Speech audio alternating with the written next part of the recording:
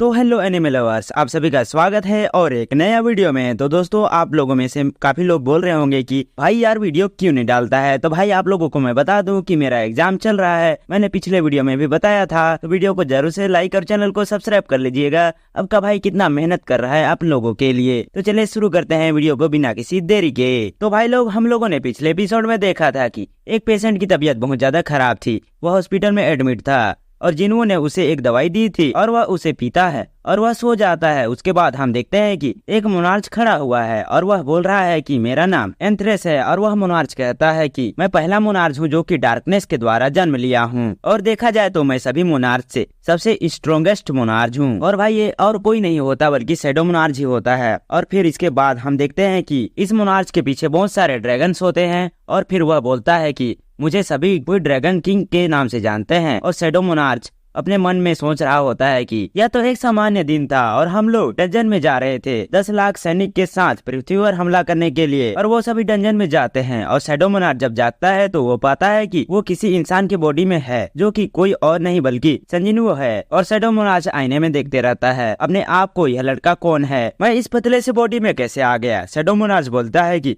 इसका चेहरा, मेरा शरीर वगैरह तो कुछ भी अच्छा नहीं है और इसी ह्यूमन का नाम संजीवू है। और शैडो मोनार्च को यह भी पता चलता है कि यह साउथ कोरिया में है, यह एक हंटर का काम करता है और यह बंदा तो ई रैंक में है। और यह बंदा जितनी बार डंजन में जाता है उतनी बार मरने की कगार में आ जाता है, लेकिन उसने हार नहीं मानी अब तक। यह हर बार डंजन में जाता है और हंटर का काम जारी रखता है। अच्छा, इसकी वजह उसकी माँ की बीमारी है, जो कि इसको ठीक करने के लिए सब कुछ करने के लिए तैयार है। शैडो मोनार्च बोलता है कि मैं इस बीमारी को पूरी तरह से ठीक तो कर सकता हूँ अपनी मैजिक से, जो इसकी मम्मी को हुई है। शैडो मोनार्च यही सब सोच रहा होता है कि संजीवू का फोन बजने लगता है और शैडो मोनार्च उस फोन की तरफ जाता है और फोन को अटेंड करता है। संजीवू यानी शैडो मोनार्च बोलता है हेलो फोन, और यहाँ से एक लड़की की आवाज आती है, संजीवू तुम कहाँ हो, यहाँ पर ऑलमोस्ट डेड होने वाली है, हम लोग डंजन के बाहर हैं, तुम क्या आज भी फिर से लेट करने वाले हो। और उसके बाद शैडो मोनार्च बोलता है तुम कहाँ पर हो, और वो अपने मैजिक से उसकी लोकेशन का पता लगा लेता है। और वो लड़की बोलती है क्या क्या बात कर रहे हो। फिर शैडो मोनार्च बोलता है मैं यहाँ आ गया। उसके बाद हम देखते हैं कि शैडो मोनार्च उस लड़की के पीछे आ जाता है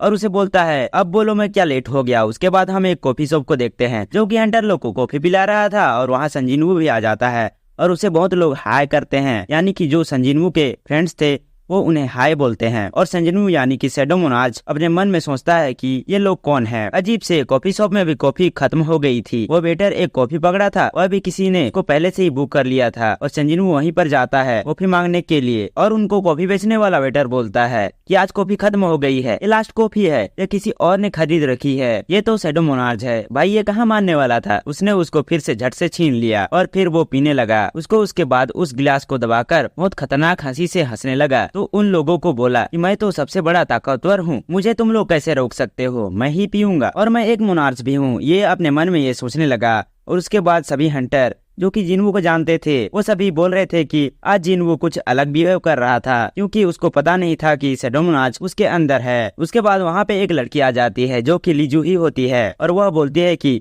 तुमने फिर से चोट खाई है, तुम्हारे शरीर में देखो कितने चोटें आई हैं। उसके बाद जूही यानी कि ली जूही उससे पूछने लगती है कि क्या हुआ, तुम्हें इतना चोट कहाँ से आई। उसके बाद सभी डंजनों के गेट के अंदर जाने लगते हैं और फिर उसके बाद हमें संजीवू और ली जूही को दिखाया जाता है। और संजीवू अपने मन में सोच रहा था कि ये प्लेस तो कुछ अलग ही लग रहा है, इसके अंदर कुछ तो गड़बड़ी है। इस डंजन को रूलर ने ही बनाया है, लेकिन इसके अंदर तो बहुत ही खतरनाक एनर्जी आ रही है और मुझे जाकर इसको चेक करना पड़ेगा। और वो अपने हंटर ग्रुप के लीडर से बोलता है मैं अकेला जाऊंगा। और हंटर ग्रुप का लीडर बोलता है ऑफ कोर्स तुम जाओगे, लेकिन हंटर साथियों के साथ हमारे साथ जाओगे। और हंटर ग्रुप का लीडर बोलता है मिस्टर संजीवू थोड़ा बच के रहना। और फिर सभी डंजन में जाते हैं और संजीवू जाते ही मॉन्स्टर को इतनी तेजी से मारने लगता है कि सब लोग देखकर हैरान हो जाते हैं। कोई हंटर बोलता है कि शायद ये मॉन्स्टर बहुत ही कमजोर है, इसलिए वो बहुत ही आसानी से मार पा रहा है। और एक हंटर बोलता है कि मैं तो उसको देख भी नहीं पा रहा हूँ, उसकी स्पीड बहुत ही तेज है। और देखते ही देखते वो सारे मॉन्स्टर को मार देता है और वह बॉस के रूम में भी जाने की बात करता है। हंटर ग्रुप का लीडर बोलता है कि इसके लिए हम वोट कर लेते हैं, पर संजीवू कहाँ मानने वाला था। वह हंटर ग्रुप के लीडर की गर्दन पर मार के ठक से जमीन पे गिरा देता है और सभी को कहता है किसी को वोट करना है और बोलता है कि हाँ किसी को कोई जरूरत नहीं है,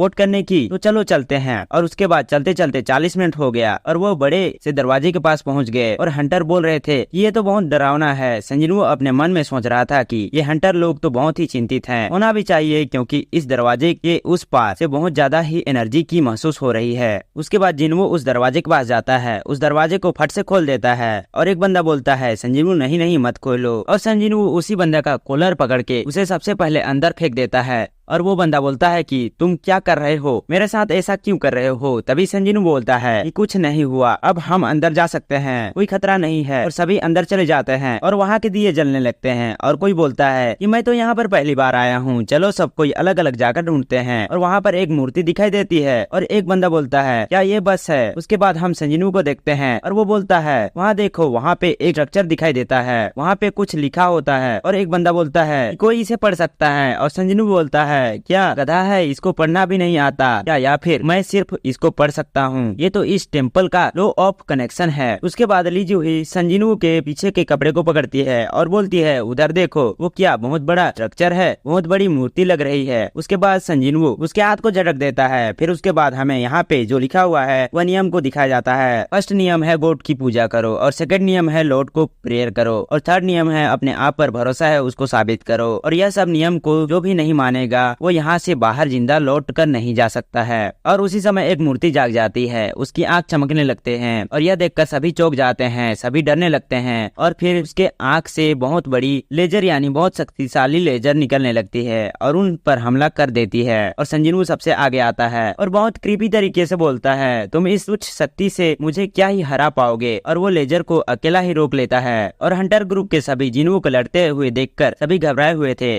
सभी चिंतित थे कि ये कैसे कर रहा है। उसके बाद वहाँ पर जितनी भी मूर्तियाँ होती है वो सभी जागने लगती है और वो सभी हंटर पीछे जाने लगते हैं। वो हंटर को मारने के लिए पीछे दौड़ आते हैं। उसके बाद जिन्वो उन मूर्तियों को मारने लगता है और बोलता है क्या बेकार मूर्तियाँ हैं, ये तो बहुत ही कमजोर मूर्तियाँ हैं, इनके पास तो ज्यादा शक्ति भी नहीं है, इनको तो मैं बहुत ही आसानी से मार दे रहा हूँ। और देखते ही देखते संजीनू वहाँ की सभी मूर्ति को मार देता है और वहाँ पर जो नियम लिखा था वो मूर्ति जाग जाता है और बोलता है यू बास्टर्ड, तुम कौन हो, मैंने इतनी मेहनत से इस टेम्पल को इस नियम को बनाया था और तुमने इसे इतनी आसानी से कैसे बिगाड़ दिया। और जिन्वो उस मूर्ति की ओर भाला फेंकते हुए बोलता है साइलेंस, और वो भाला उस मूर्ति को लगता है जिससे वो बहुत ही ज्यादा घायल हो जाता है। और जिन्वो बोलता है कि मैं तुम लोग से फाइट करने नहीं आया हूँ, जो छुपा हुआ है वो बाहर निकालो। उसके बाद वहाँ पे मोनार्च ऑफ डिस्ट्रक्शन बाहर निकलता है और मोनार्च ऑफ डिस्ट्रक्शन बोलता है कि हम दोनों की राहें एक थी, पर तुमने यहाँ आके गलती कर दी, तुमने मुझसे दुश्मनी कर दी, मैं यहाँ पर आज ही तुम्हारे साथ जो रिश्ता था उसको खत्म करके तुम्हें मार दूंगा। और संजीनू यानी कि शैडो मोनार्च बोलता है कि मुझे मंजूर है, चलो आ जाओ। यह बोलते हुए शैडो मोनार्च आगे बढ़ता है और वो दोनों आमने सामने होते हैं। और शैडो मोनार्च बोलता है हमारी लड़ाई ऐसे जल्दी खत्म नहीं हो सकती है। उसके बाद जिन्वो अचानक से जाग जाता है और वो सोचने लगता है कि ये तो एक सपना था और मैं सपना देख रहा था। जिन्वो अपने सर पर हाथ रख के सोचने लगता है कि यह कैसा सपना था। और उसके बाद शैडो सोल्जर भी बाहर आ जाते हैं। और भाई ये हमारा एपिसोड यहीं पे खत्म होता है। तो भाई लोग जो कुछ भी इस एपिसोड के अंदर हुआ वो जिन्वो का सपना था। तो भाई लोग वीडियो के एंड में पहुंच ही गए हो तो चैनल को सब्सक्राइब जरूर से कर लेना यार, और वीडियो को शेयर भी जरूर से कर लेना और बेल आइकन प्रेस करना मत भूलना भाई लोग। और जल्दी से 1 के सब्सक्राइबर जरूर से कर देना भाई लोग, और वीडियो में एक प्यारा सा कमेंट में जरूर से कर देना। और भाई लोग वीडियो अपलोड करने में थोड़ा सा लेट हो सकता है, उसके लिए माफ कर देना यार, क्योंकि एग्जाम तो चल ही रहे हैं, अभी तक खत्म नहीं हुए हैं। तो भाई लोग चलिए मिलते हैं अगले वीडियो में, अपना ख्याल रखिएगा।